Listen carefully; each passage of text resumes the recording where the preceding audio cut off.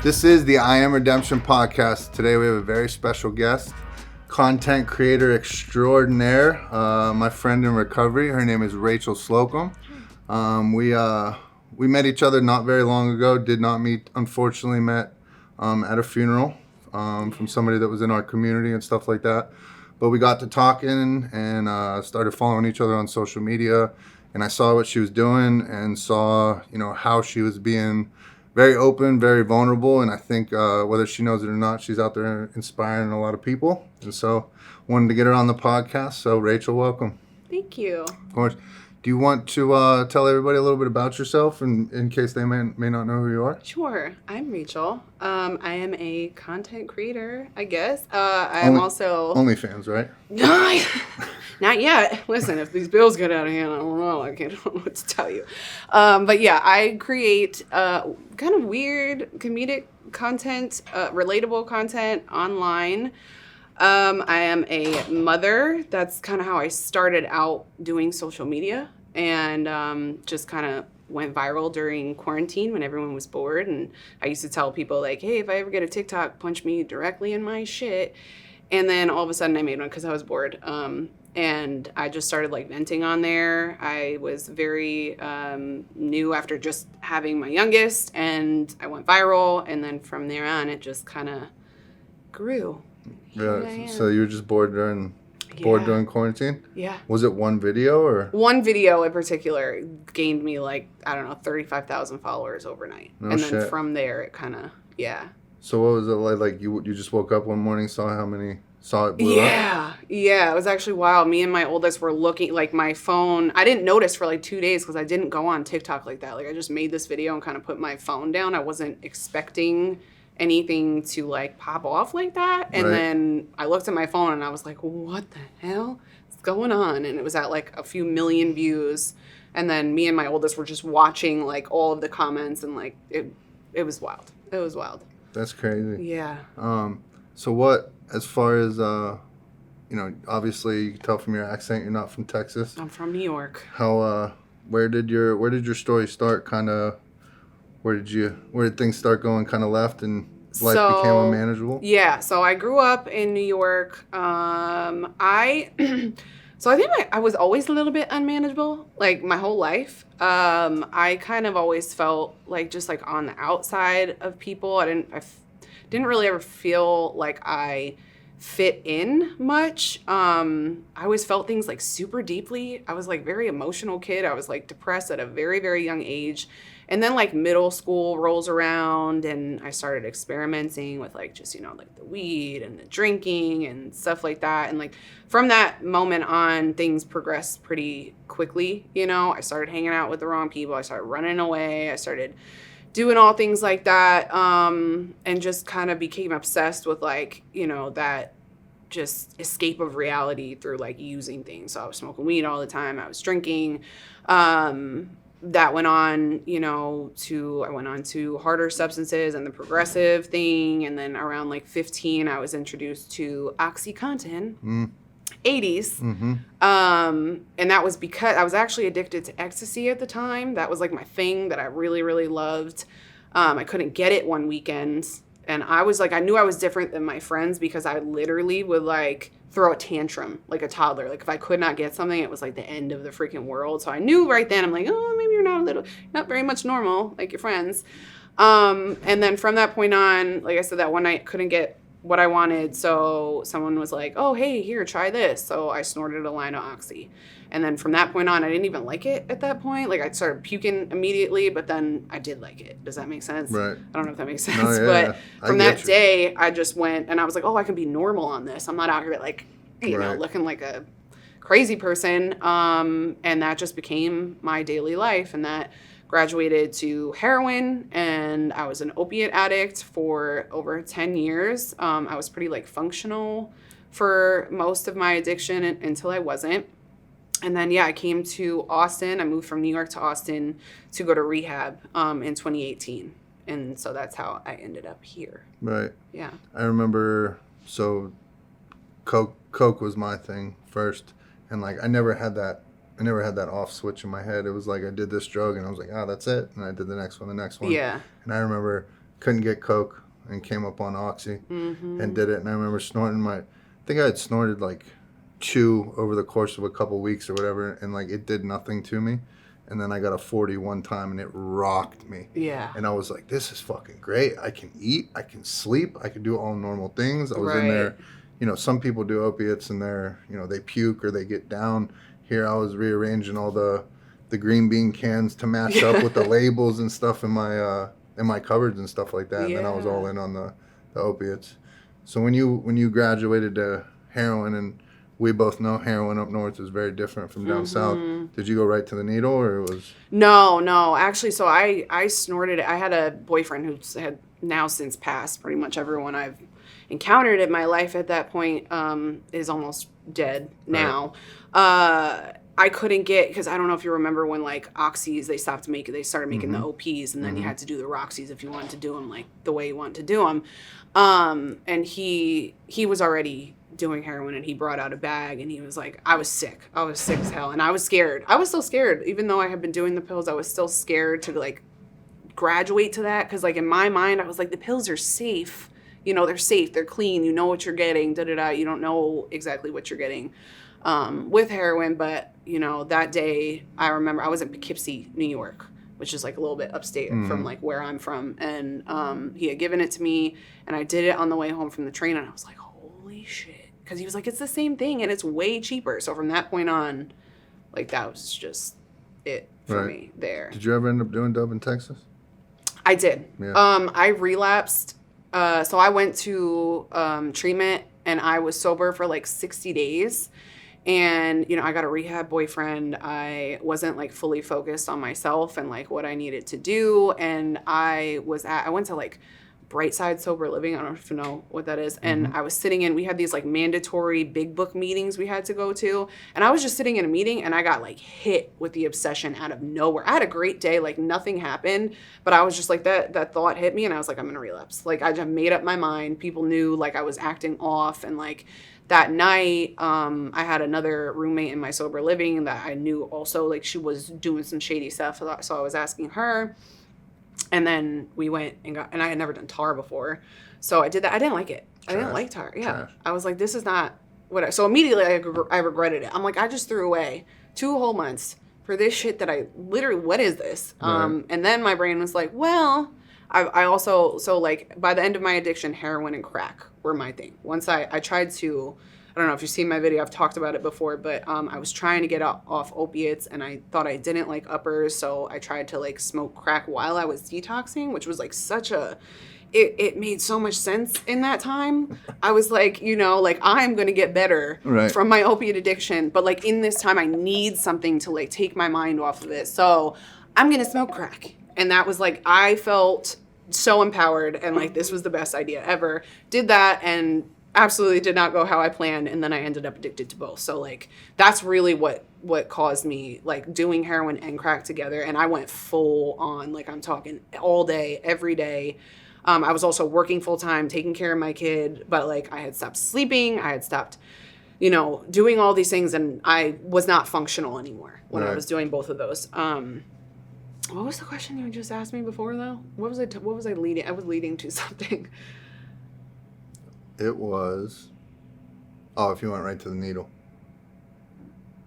No, I think I was leading to something. I'm sorry. I just completely lost my train of thought. I was going towards something. But yeah, anyway, so I started, my relapse down here. That's what I was talking about. I started smoking crack, that's what got me to the point where I was actually willing to get sober. And then down here, when I came to Austin during that relapse, I went on a week relapse after I had like 60 days clean, and I was trying to find, both of my drugs of choice. I didn't like the heroin, but I was like, all right, I'll take whatever, I'll do it. But I'm like, okay, let's try to add some crack to the mix. I couldn't find it.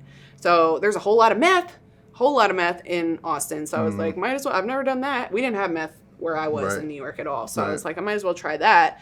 So I just went on doing tar and meth for 7 days straight. By the last day of that, Nobody would hang out with me. Nobody would talk to me. I was by myself in a Motel 6, like pulling my body hairs out with tweezers. And I begged to be let back into detox. And that's when I went back in. And then I've been sober from that point on. Right. Yeah. I remember one of my last ditch efforts to get clean. I thought I was going to try, if I go here for a little bit, a little while. So I ended up going up to New York and staying with my family up there for a little while, and that lasted about a day. I had Suboxone. That was my plan. I'm going to go up there. I'm going to take Suboxone. I'm going to be done. That lasted about a day. And so one night I have my sister and brother, unfortunately, my younger sister and my other brother, in the car with me. They're driving me around to the hood of Schenectady, which is not a good part of upstate New York or whatever. And I have this idea that I'm going to get 7 bundles, which for those that don't know, there's 10 bags in a bundle. You get one. We don't have points. You get one for free, so you get 11 bags. And so I had 77 bags of 7 bundles on me, and we get pulled over because we're white in a all black neighborhood or whatever. Right, they knew. One of the scariest I've ever been, because in Texas I'm on bond in 3 counties. I'm already facing going back to prison for doing time and stuff. I'm like, I'm about to get popped in New York. Like, I am fucked. And I remember my sister handed up this much in a water bottle. And so I start trying to swallow these huge bundles with the wax bags or whatever. And I got 5 of them down and the water was gone. So now I have 2 left. And I had on baggy sweatpants and basketball shorts underneath. And the 2 cops are walking up on each side. And the only thing I could do was try to hide them there. And so I do it. And the cop's sitting there looking with his flashlight, and I'm shaking. I'm so scared. Like, I'm about to get locked up with my poor little brother and sister in the car. Like, I'm the biggest piece of shit ever. I'm going away forever. And we had stopped and got Dunkin' Donuts coffee previously, waiting for the guy to answer the phone. Did you put it in the coffee? No. So I'm sitting there with the cup. The cup of coffee is all I have, but it's scalding hot, right? And so the cop looks down and goes, "What's that?" And one of the corners of the bundles was sticking out above my sweatpants. And I was like, and so my only option was to try to push it down my leg. Yeah. And so I went in to show him what it was. And as I put my hand in there, the sleeve from the coffee had fallen in there and I didn't know it. So I was able to push the bundles down and pull out the sleeve. Oh. And I was like, "It's just that." And he's like, "Okay." And then they took my ID. And so then I drank scalding hot coffee to get the thing.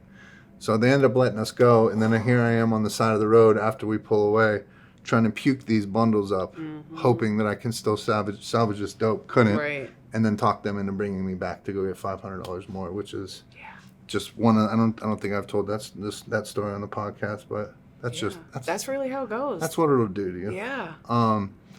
So you finally got sober here. What was it about Austin or Texas? What was different here? It was just you just need a new scenery, or was there something about? I think it was a mixture of things. I really had to get out of New York. I tried. I started going to 12-step meetings when I was 17. Okay. And I wasn't ready for a long time. I used to go to meetings high all the time because something always pulled me. I did NA back in New York, and just knowing that these people that gave me I didn't feel like there was ever a possibility for me realistically. In that time I was like, this is just never going to be me. I've tried so many times. But when I came to Austin, I think that number one, just my last few months in New York really brought me to the point where I was actually willing to leave my job, leave my kid, actually go somewhere. Right. And then I'm not exactly sure what I was willing to. I thought I was only coming here for 30 days to go to treatment and going home. They suggested I stay here, and I took that suggestion, which was different for me because I always knew. I was I know how to do this. Clearly I know how to do this. Even though I just continued to fuck up my life for over a decade. Right. And then just the recovery community down here was very different than from what I had back home. Back home to go the AA meetings that I experienced were all very old timer, very strict by the book. One time I went to treatment in 2013 and I was so determined when I got out to do my 90 and 90 that even though I was working an NA program, I like had to fit in AA meetings as well because there wasn't that many meetings around me. Right. Like I had to drive like half an hour, 45 minutes sometimes to go to a meeting.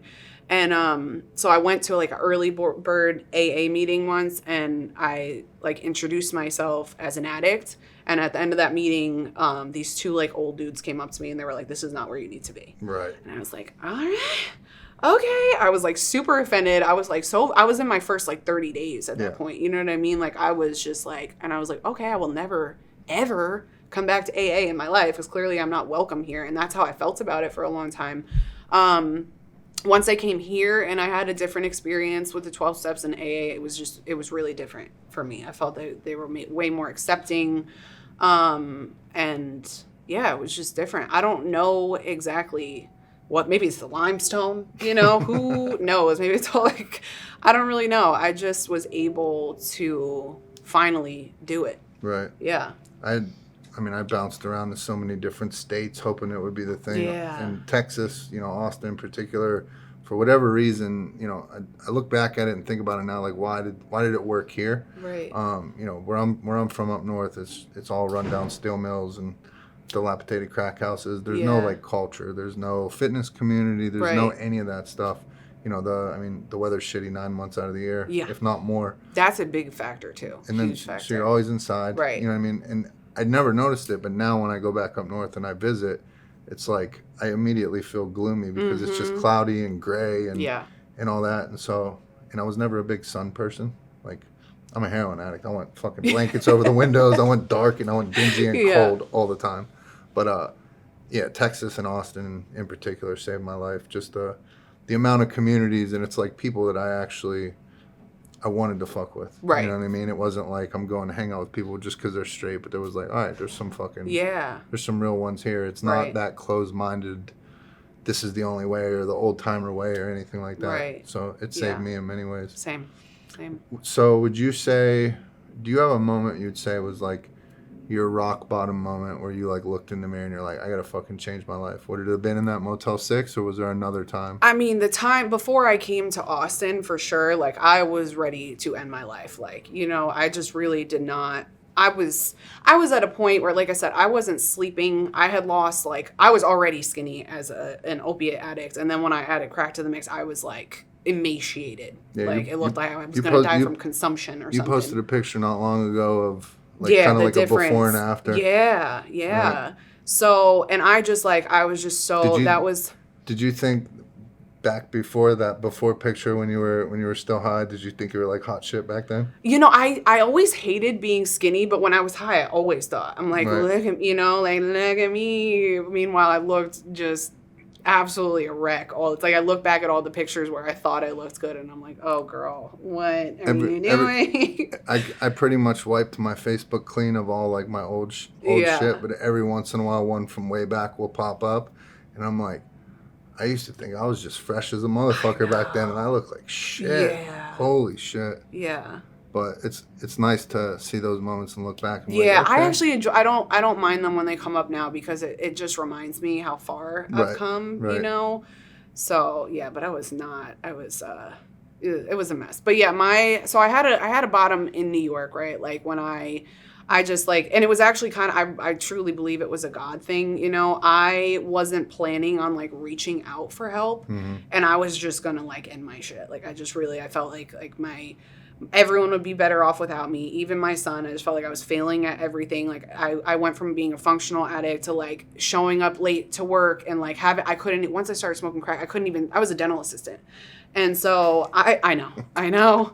But I was functional as an opiate addict. I could sit there and do my job. The worst thing that happened is maybe I like nodded off a little bit and, you know. You didn't ever have those days when you couldn't get anything or you didn't have money? Oh, no, I was like really, really good at, I would work. I went to work no matter what. When I was sick as shit, I went to work and like I had a few dealers that were close by to my job, so I would push through. I'm talking sweating, having to run to I just would push through somehow. I don't know how the hell I did it. Now when I get sick in my in recovery, like when I get sick, I'm like, if I can go through what I went through then and be like completely, like I can get, because sickness in sobriety for me is like, sometimes I feel a little, I don't know, I'm like, this is too much. And then I have to think about like what I used to go through so frequently, and I was able to push through. I'm like, you can fucking do this, you know?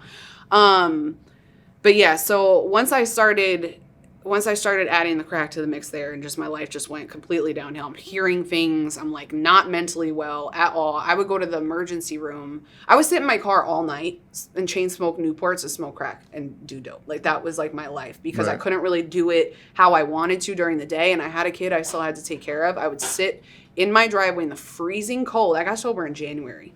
So I would sit freezing cold in my car, just smoking cigarettes, smoking crack, doing dope.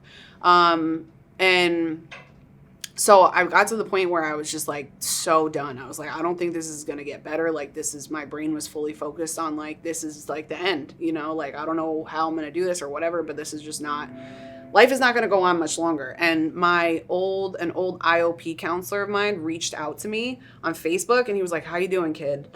And I was just like, not good, like not good at all. And he got me into that day. He got me into treatment. Like he got me into, I was actually supposed to go to Florida, and they didn't have any openings. So they had another treatment center here that I went in Austin. I'm like, Texas? What is it? Fucking tumbleweeds? Do I need a cowboy hat? Like, I'll come back now. Like, what am I walking into? You know, like I was like, I want to go to Florida. I like the beach. Yeah. But it ended up being like the best thing ever, you know?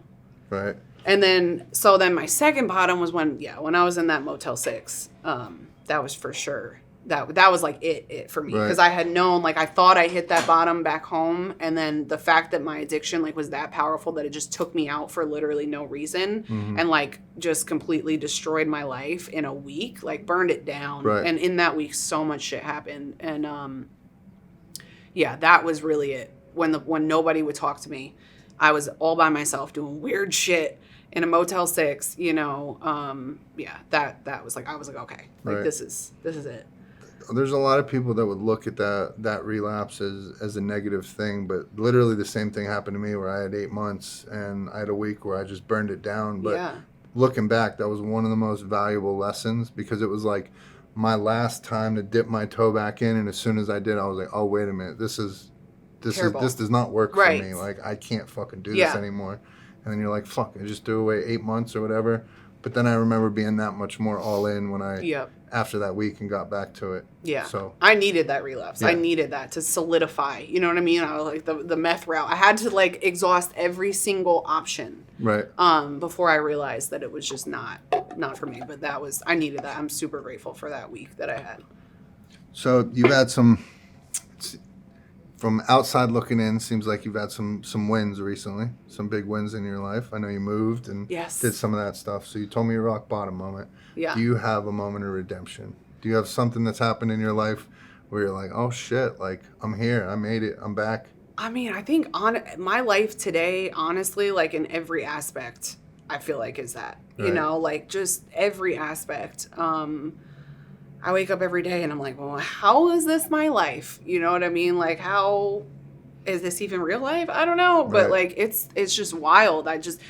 Life is so good, you know, and even when things are bad, they're good. Yeah. Does that make sense? Yeah, no, 100%. And I'm able to see things that way. Whereas I used to be very much a drama queen with every single thing. Everyone was out to get me. I was always a victim. I couldn't see the good in anything. And now I've just like completely I'm exactly the opposite now.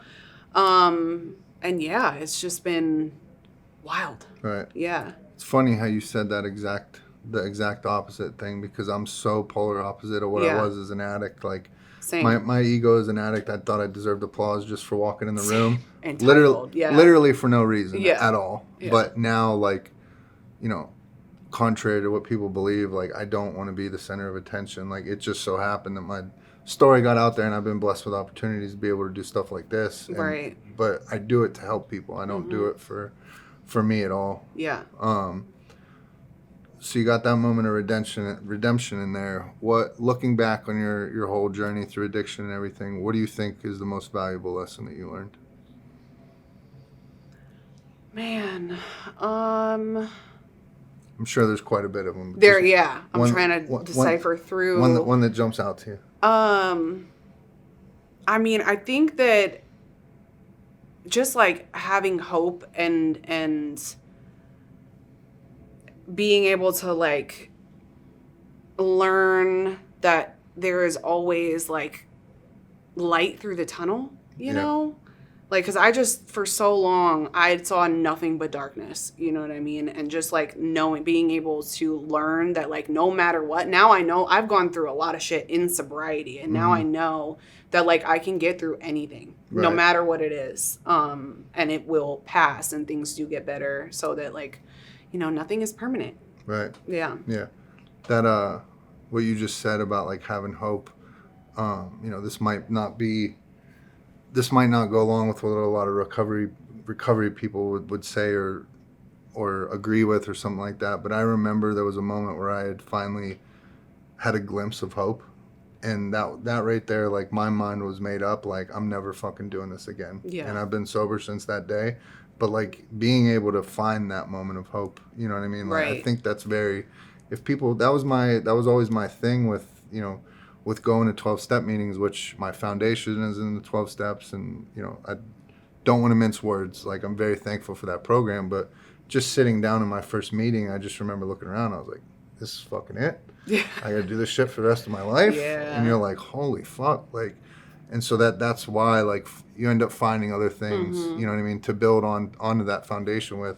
But just being able to find that moment of hope, and, like, is what helped me wrap my mind around this becoming, like, Right. you know, a part of my journey and everything. Yeah. Yeah. So did you ever imagine a day that you would be doing basically social media for a living? No, not even when I started doing it. I wasn't, I mean, if you could have told me that this was going to be I just would not have believed you in any capacity at all. But even when I first started, like, I wasn't trying to do Right. this. This is something that just kind of felt like all the pieces just kind of fell into place, and, like, here I am. And I love what I do. Like, I absolutely love what I do. I love making people laugh. I love that people can relate to me, and I make them feel better and feel good about themselves and stuff like that. And I was always, like, before I was in my active addiction, when I was a kid, I used to make, like, home videos, you know, like, goofy ass home videos, and, like, do basically what I'm doing now, but I lost all of that in my addiction.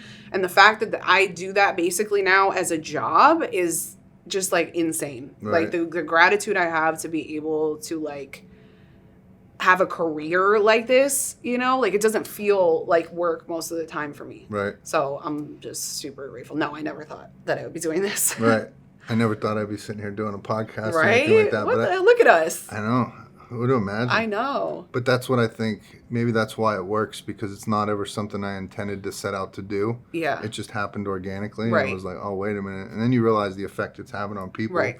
And watching your videos now, like I do, like, I can see how what it's doing for other people, but also what it's doing for you. Mm-hmm. You know what I mean? I think we haven't met each other that many times, but I get the feeling we both have somewhat of a dark sense of humor, and Yes. we like to Absolutely. make light of a lot of the trauma and stuff that's happened in Yeah. our life, and I think that's how we deal with it best. Yeah. But I mean, it's almost like that's what helped me. Once I put all my shit out there, you know what I mean? Like, what can Yeah. you use against me now? Exactly. That's Everybody- exactly how I look at it. And that's just part of it, you know. But I think that also talking about the things that I talk about in particular, I have so many people, you know, be like, I'm not the only one. Right. Because I felt like the only one for a long time with a lot of things. And the fact that people can relate to that, and maybe it can help them open up about other things. And just, if we were all honest about literally everything in our lives, like, if everybody just said what they want to say and, like, how they feel and whatever, I feel like the world would be a much better place. Right. You know? Right. So I just try to be authentic and talk about my experiences with, like, no boundaries. Yeah. Clearly. I get a little bit maybe too into it sometimes. But yeah, I don't know. Have you had one thing where you made the video and it was like something super personal where you're like, I don't know if I want to do this? Really? No, because as soon as I almost, like, sometimes I'm like, oh, shit. Like, I posted a pretty graphic, disgusting one about, like, my shits in active That's addiction. the one I was right? thinking of. That's the one I was thinking of. But yeah, so when I posted that, I'm like, this, but people were Right. like, people ask about it. And then once I posted it, the thousands Right. of comments that can relate to that type of stuff. But some people that weren't even in addiction that can just relate, you know, just on a daily basis. I just think that's so awesome. Yeah. You know, like if we could all talk poops and farts and whatever else, I think that the world would just be a better place. Absolutely. That was one of my biggest things was like when my story kind of started getting out there, I was getting almost more messages from regular people that don't have addiction problems that are opening up to me about childhood trauma and like all these super heavy things. And it was like, that's what it taught me. It was like, oh, wait a minute. Like I can use all this fucked up shit that I've done and use it to actually help people. Help other people, and it's helping regular people too, not just addicts. Yeah. So that's why I think I still do this, and I'm sure why you're still doing it. Absolutely. That's my favorite part. You know, it is definitely my favorite part. I get so many messages and so many comments, and like sometimes I do get a little, you know, content creation is amazing, but it's also can be kind of stressful, you know, at times. And, you know, sometimes there's just like insecurities or like hate or whatever else. It can get a little messy for my mental health at times, but like, seeing the people that get something from it and that I'm helping make it worth it times 1,000, right? You know? So when you're doing these videos and stuff like that, are you just freestyling all this stuff, or do you like, most of the time, sit down sometimes and like write, here's what I'm going to do? No, like I'll have an idea. Sometimes something will pop in my head. Like some kind of idea. Like, I don't know if you see my positive affirmations videos, but also though, like anytime I get an inkling of something that pops in my head when I'm doing something else, I put it in my notes. And then I'll have like maybe a couple ideas, and then I just get in front. I don't plan what I'm going to say. And I think that's kind of like, that's why I stutter a lot and stuff like that. Cause my brain is just like working in overtime. Cause I'm trying to navigate how the hell to say things or what I'm going to say and stuff like that. I'll have a couple ideas, maybe jot it down. Sometimes I just get right on there and I just talk. But yeah, most of the time it's not very much planned. I just get on there and whatever comes out comes out. Your workout one you did last week had me cracking up. Oh yeah. Where you got in front of the TV and you're like, I'm gonna start with it was like a 5-minute one or a 10-minute workout or whatever. Yeah. I was cracking up. Yeah. It's good. So you would just, my next question, you would kind of let into it about it messing with your mental health. In what ways does social media mess with your mental health? Because I think it does the masses. You know what I mean? There's just so much negativity, so many assholes in comments and stuff like that. Like, what does it do to you? I'm pretty good. Like, I will say, like, 90% of the time, I am really good. I have learned, now, I'm from New York, and I do have another, like, very ratchet, like, you know, tough girl side to me, or I used to. Whereas, like, when people used to say things to me, I automatically would go into like defensive, like, oh, you hit me here, I'm going to go to hell. You know, like now I try my very, very hardest to respond to everyone with love. I have noticed now that the people that say things are normally people who are struggling themselves. You know what I mean? Like, I have realized that, and I'm very grateful for that awareness. And like, I was a hateful ass person for a really long time. So I get it. And so I try to, every time there's something that kind of like hits me and I'm like, damn, that was so mean. And I want to retaliate or say something. I'm just like, I hope you have the best day ever, you know, with a heart and stuff like that. And that makes me feel a lot better in that regard of things. Now, social media also, like with being a content creator, it's very hard to find balance between like real life and working. You know what I mean? Like, my mind is on 24/7. You know, and sometimes it's hard to turn that off. It's also, you know, I get people sending me pretty heavy stuff all the time. And sometimes that can be hard. I want to help I got people asking me for money all the time. They're sending me their GoFundMes, and I want to help everybody. And sometimes it's a little bit overwhelming, that side of things. And then just like sometimes when I will get an overwhelming amount, like I'll post one video and it doesn't hit the right algorithm, and it's like all hate, like the whole entire thing, especially being a single mom. Something about being a single mom that's trying to be funny online really irks a lot of men. I don't know why. I'm like, I'm sorry. Like, if you need a hug, I got you. This is supposed to be a joke. But I have had videos where it's just like completely just like degrading in every type of way. And sometimes I'll just have to like stop reading the comments, because it does, even though sometimes I don't feel like it does stuff to me, like just, if I wake up first thing in the morning and I see 10,000 comments that are all similar and they're all literally bashing me in like the most disgusting ways, sometimes that can be, it will ruin my whole day. Right. I try not to sit in that because the negativity compared to the positivity and love that I get is like so minuscule and small that I try to focus on the positive. And usually I'm pretty good at it, but I definitely have my moments. Right. Yeah. Yeah, I remember the first time everything. So right as the documentary was coming out, I was like being pushed. I got to post and I got to do all this stuff, and I am not the person that's taking selfies or going live or doing videos. That's just not me. I don't even ever think to take a picture of anything, let alone myself. But I had been posting stuff, and I remember it was the first negative comment I got, and some dude threw out something there like, "Oh, you want us to feel bad for you?" Like he was saying like, "Taxpayers, we gotta pay because of you," and all this stuff. Yeah. And I remember sitting there on my couch, and I was like fucked up about it, and so very much so like this motherfucker, like I'm about to go at him. And I was like, no, other people are gonna see that. That's not who I'm trying to be anymore, right? Or anything like that. But yeah, it's made me people continue to push me to post stuff on social media, but that's what's kept me away from it. Yeah. Who do you have people in your daily life or people online? Famous people, anybody? Like, where do you draw inspiration from? Like, who are the people that inspire you to continue on this path and keep doing what you're doing? I have a bunch. Do you know who Mama Tot is? I do not. She is just this very sweet Southern woman, and she's got like a ton of followers, and she is just so loving and positive, like all the time. She's not even in recovery or anything, but she is just like, she's like everyone's internet mom, and I just love her so much. Like I really do. I see her videos all the time, and I just think she's so amazing. And then I just pull inspiration really from like my everyday life, to be honest. Like so people or. Situations, really anything that happens. Like most of the stuff that I share, like whether I go on and I rant about something that literally just happened, or I'm talking about something that happened with my kids, or I'm, getting into my character for positive affirmations and that type of stuff, just being a goofball. Like, I don't know. I just get inspiration from everything, There's no like one set source. I kind of just have things like come to me in my head, and I'm like, all right, like that seems, let's roll with that, you know? Right. Do you, I'm trying to think how to phrase this. Do you have like, do you think, now that people know who you are, public figure, influencer, whatever the proper term is, do you think that's like helped or hindered your recovery or your mental health overall?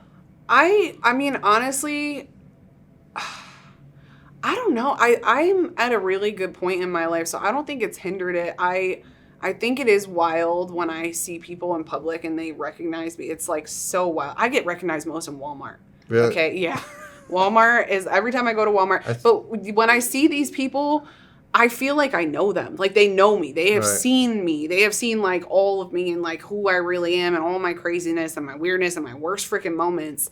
So like I automatically feel so connected to them when I see them. Whereas like when I see normal people and I interact with normal people in the real world, I am not comfortable normally, which is kind of weird. I don't know. It's just like, I'm like, these people have seen me how I am and they love me anyways. And like I just connect with people like that, as opposed to people that I like can't really, I feel like I have to be like, like not myself. Right. I think that, and being able to like run the meetings that I run and that has helped me tremendously. Like I also work 12 steps, and I got pretty complacent and kind of bored with just doing the 12-step program. And, I started these meetings that were basically just like with a couple other recovery content creators. And we started these meetings that everybody would be accepted. It's basically just like a support meeting, for everybody. There's no, you have to do this or you can't do this. Like we're going to be loving and accepting of you regardless. If if someone comes to that meeting, that means they're showing interest on getting better. You know what I mean? I don't think anybody is to tell anybody else that they're not doing things the right way, you know? So that has been amazing for my recovery. Being Right. able, these people that I am in the meetings with help me all the time. You know, I say that. I'm like, they're like, thank you so much for starting this. And thank you, Rachel. We love you. You know, I'm like, no, you guys help me. Me being in here with you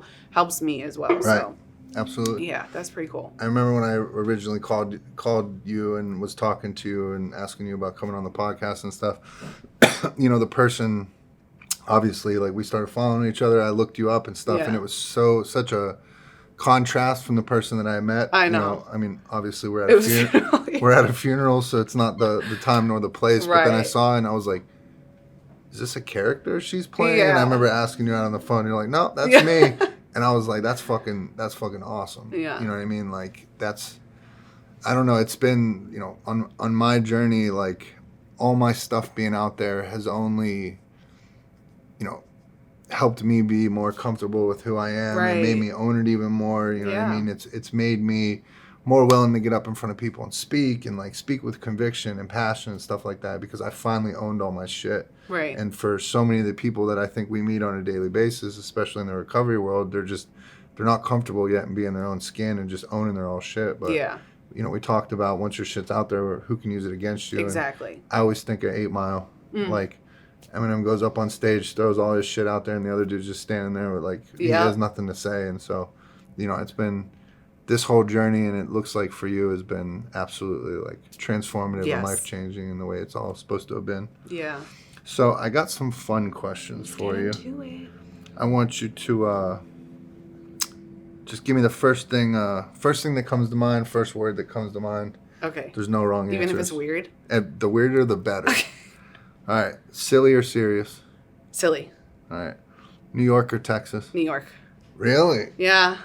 So you're just New York at heart? I just am always New York at heart. Like, I love Austin. I don't think I'll Right. ever move back to New York, Right. but like the New York in me is just like, that's always going to be home, even though I'm not going to live there. Let's be Right. for real. I'm not going to live there, but I love New York. Right. I do. No, that's the same. I feel Yeah. the same way.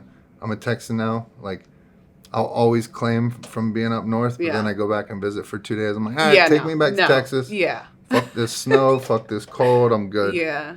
Italian food or Mexican food? Italian. All day, every day. Have you had good Italian food in Texas? Not there. Listen, okay. So the thing about that is not really. No, Right. you can't get good Italian here like you get back home. It's just like I've had, but everything here is like a chain. Have you noticed that they don't have any like back home where I'm from? Yeah, it's yeah. all Mom like and their pops. own privately owned restaurants and Right. family. You know, like here everything is a freaking chain.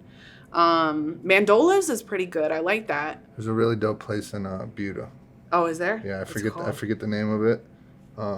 Please don't tell me like Johnny Carino's or some shit. No. This is it's like right by a winery.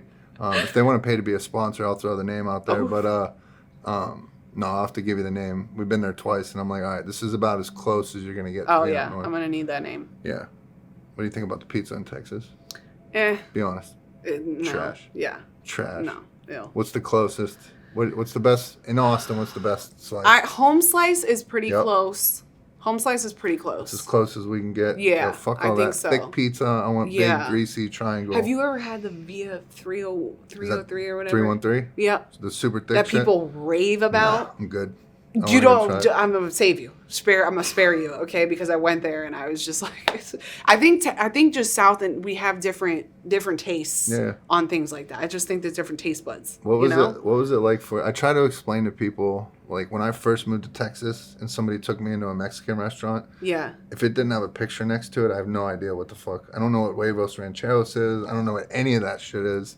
And so I was trying to like, you've never had Mexican food? I'm like, Yeah. bro, we don't have. I mean, now I'm sure they do. I was like, we don't really have Mexicans up north. Right. Like, we have Italians instead. Yeah. And so as many Mexican places as you got, we have Italian places like that. Exactly. Best pizza, best food, best everything. What was your first experience in a Mexican restaurant? Or did you know? I mean, I knew quesadillas. Like, whenever I go to a Mexican restaurant, I usually get something that I know, you know, like quesadillas. So something Taco Bell had. Yep. That's exactly. if Taco Bell, Tacos. I'm like, I don't really know a lot of the things. I like me some guac and queso and stuff like that. right. But, yeah, that's... It's been an learning experience Yeah. for sure. All right, next term, mental health. Mental health. Great. Is an acceptable answer. Oh, No, yeah. no, great, good. Women, Love them. love them. Love them. Favorite movie? Oh God, there's a tie up between a couple, and they're all really fucked up. Let me hear it. Okay, The fucked up, the better. Oh, let's go. Kids, 13, and Requiem for a Dream. I know. That's a good trio right there. They're all fucked. I remember my mom taking me to the video store when it was still VHS. Yeah. And I was taking a really long time to pick out a movie, and she picked up Kids, and she goes, "This looks good." And then so I go up in my bedroom and I put on Kids, and I was probably like, Young. I don't know, 5th, 6th grade. Yeah. You know what I mean? And putting it on, and its opening scene, he's like, "I like fucking virgins," and I was like, What? I think I watched it around the same. I think I watched it in middle school for the first time. Have you ever seen Gummo? No. Have you seen Belly? Yes. All right, so you remember in Belly when DMX and Nas they're shooting pool, and there's the little trailer park white kid with the pink bunny ears on in the background. Yes. That's Gummo. Oh. So Gummo is made by the same people as Kids. I feel like I've heard of it. Maybe I have seen it. I don't know. It's wild. Yeah. It'll make you give up on mankind. I see. Why do I like movies like that though? Because we're fucked up people. Yeah. Everybody's. Yeah. If people don't like those movies, I don't know if I could be friends with you. I know. You know what I mean? I feel that. So wait, what is 13? Oh, the scary 13. movie? No. It's So with the that's 2 13 girls, and they're 13 years old, and they're just like all. It's with Nikki Reed and what is her name? Rachel Wood or whatever, and they like go get. It was like I think it was like an independent film in that time period, but I was 13 I think when it came out. Oh, okay. And they were just like smoking, drinking, getting their tongue pierced, stealing shit. You know, it's kind of like I don't know. I just loved it. It's super fucked up. Yeah. I'm gonna watch it tonight. Yeah, watch it. Have you seen that It's new? good. Have you seen that new movie, Nefarious? No. Have you seen Boondock Saints? Yes. So the one guy from, not the guy that's not Norman Reedus, the guy that's in Walking Dead. Uh-huh. The other guy, Sean Patrick Flannery, plays like this possessed guy in a prison. Uh-huh. This dude deserves an Oscar for his fucking performance. Is it in the movies? It was in the theaters. Now it's out on like streaming. But like, Ooh. I don't know. It's just fucking dark and deep, and they I like love shit like that. they tie like kind of issues of today into what he's saying. Yeah. Not in a real woke way or anything like that, but like, I don't know. If you Have like you fucked seen up, Cherry with Tom Holland? is he getting high in it? Yeah. I've heard about it, but high. really, I didn't know. I thought it was a freaking action movie when I put it on, and then it was. yeah, he was pretty squeaky clean up until that. He's a really good actor. Yeah, Yeah. I'm gonna have to check it out. Yeah. You seen Basketball Diaries, right? Mm-hmm. That was like the same era as Yeah. Requiem for a Dream. Yep. That was my shit. Yeah. I remember as I was fake trying to get sober, I remember sitting in my living room watching Basketball Diaries, and my mom was like, "I don't understand how you watch this shit." And I'm like, "This is like fucking. I love it. This is like porn to me right now. I can't get high. I'm gonna watch this." Right. All right, next one. What's your fight song? What My song? what? Like you're walking out to the ring, you're about to fight for the championship. What Oh, song gets you God. going? Oh man. You ready to fuck shit Some up? DMX for DMX? sure. Let's go. Yeah. Specific song or no? Just any I have DMX? to think about it. I think any DMX just makes me want to just like punch people in the face, Right. but like in the bed, like punch you with all this love and affection in your face. Or There's- something, you know. So I'm like, I'm a hip hop nerd. Yeah. Like Same. obsessed with rap. I don't know that people. I think we have a different respect for DMX than the Yes, rest of the country. Absolutely. Like when DMX was like first coming out, like I don't even know that his music holds up now like it did back then. But just Yeah. like I remember seeing the "Get at Me Dog" video. It was black and white, and Yeah. they're in the tunnel. Do you know what the tunnel is? Which tunnel? What is the tunnel? It's in New York. That was like the famous underground place where all the real rappers would go do like concerts and shit there. Oh, I didn't know. Yeah, what like the if you tunnel performed actually at the was. tunnel, you've made it. It's like gritty, grimy New York. Are you into like Jada, LX, and all that? Mobb Deep, Nice. everybody. Nice. Yeah, New York hip hop. Yeah. Big It's- L, Yes. Big Pun. Yep. Yeah, that's all I listen Nice. to. All right, what's your favorite show? Oh man, I really like Euphoria currently. It's not out right now, so we're waiting on another season. I binge watch a lot of shows. I don't think I have a favorite show, but I just watched another thing with Tom Holland on Apple TV called, was it The Crowded Room? Mm-hmm. Also very good. Good. I like to binge stuff, so I would like watch a whole entire show in like a day. Yeah, me too. Yeah. That's my shit. Yeah. I think it's almost ruined movies. Yeah. Because movies never go in depth like I want them to. So now I watch shows. Yeah. I don't know with the... Jason would probably know better. He's the Hollywood guy. What are we talking Now with the strike and all that stuff, is there just going to be a big 6 months to a year where there's like Yes. no movies It and hasn't shows hit us coming yet, out? But yeah, it'll be a big gap of like just Oh, all no. reality shows. I already know this because I watched Silo on Apple TV, and it was the first season, and I'm like, immediately when I'm done, I'm like, when is the second season coming out? And it was like, it's postponed indefinitely for right now because of the strike. So Yeah, we won't feel it because stuff's still getting produced that was produced, so they're trickling down. right, Editors can still work on what's coming out, but probably early next year, next summer. Nobody can even write anything, so projects won't get produced for a while, or they'll be shitty because they rush them. right. You'll feel it for sure Oh. because this is gone. This is bad, Oh, we're fucked. and I'm the negotiations are not going in well. I'm having a tough time to find good stuff to watch now. So in a couple months, It's I'm gonna gonna all be be fucked. below deck and love shows. Oh, no. Love Island for Love Island. years. Oh, Do you have Apple Jesus. TV? I do not. You gotta get it. They Is it get good? a free 3-month trial. Yeah. And I just got it like a couple weeks ago. That's why I've disgustingly watched like all of these shows. Right.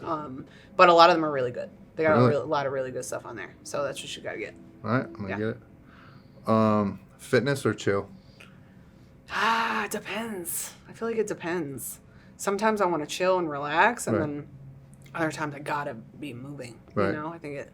You go It to the depends. gym? Like, what's fitness look like for you? So for me, I've been a stay-at-home mom, for the last 3.5 years. So I was a gym rat when I got sober. I was like in the gym all the time. And then once I had him, I couldn't go to the gym anymore. I had no one to watch him. So I started working out at home. I have since fallen off of like my routine. I used to work out at least like 5 days a week in the mornings, and I'm just now getting back into that.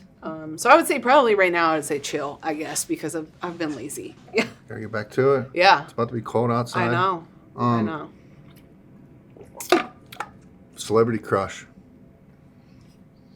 Could be childhood, could be now.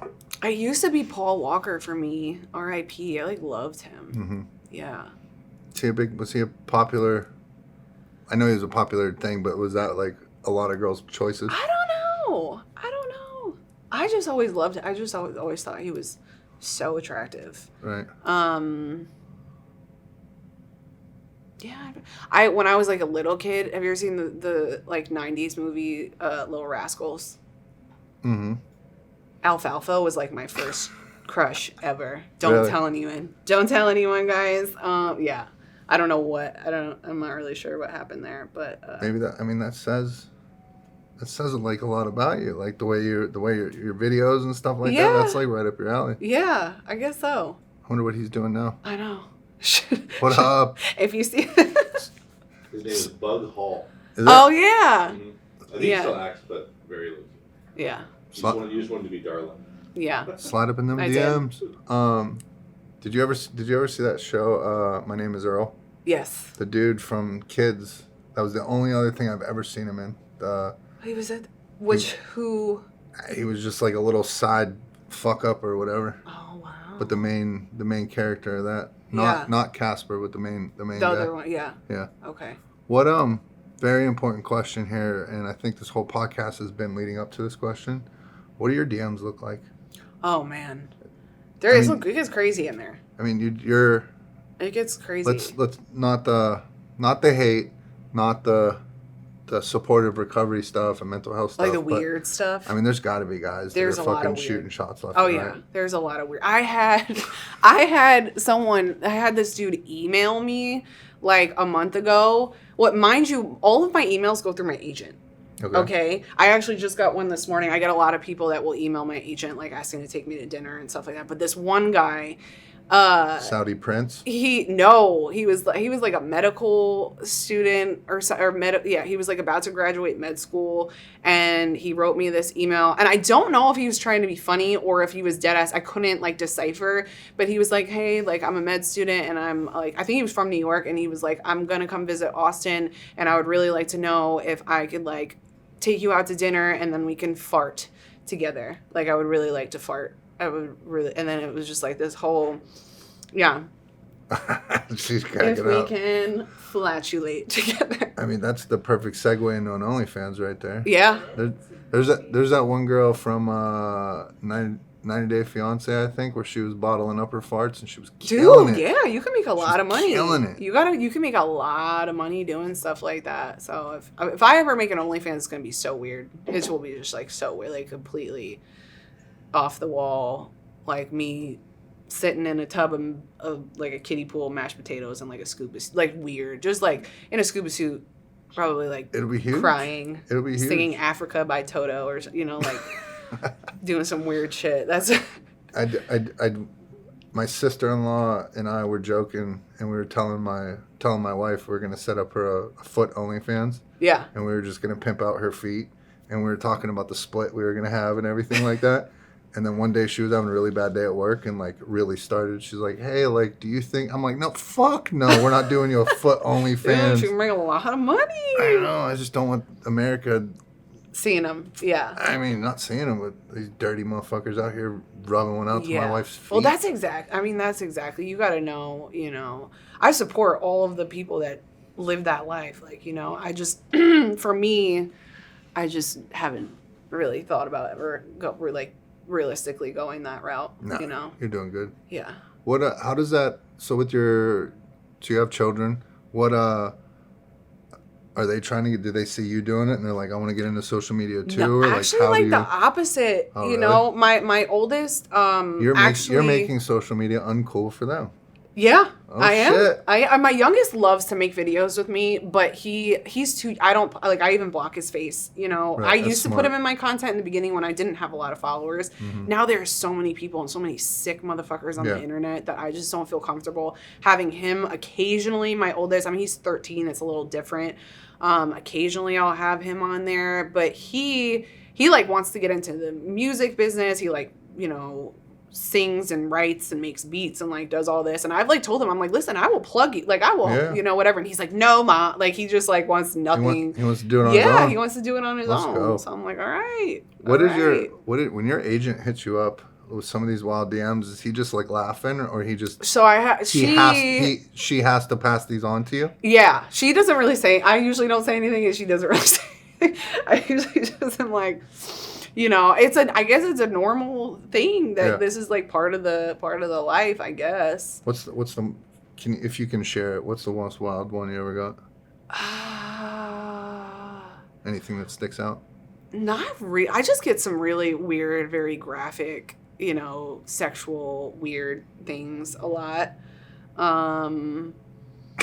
Yeah. I can't imagine. Yeah. I mean, people will imagine. go, I've had people like write like essays of things and What they wanna do? stuff. Yeah, and just like all kind of yep. I wonder if I've never done that, but I wonder the people that have or do, I wonder if they're like fucking around and You just can't. bored, It's so hard to or tell. if they're serious. Because like even with that fart email, Yeah. if he was like making a joke, I Yeah. feel like that would be hilarious. I had one dude message me. Oh my god, what did he say? I wonder if he's like second guessing himself. Like, I hope she knows I was joking.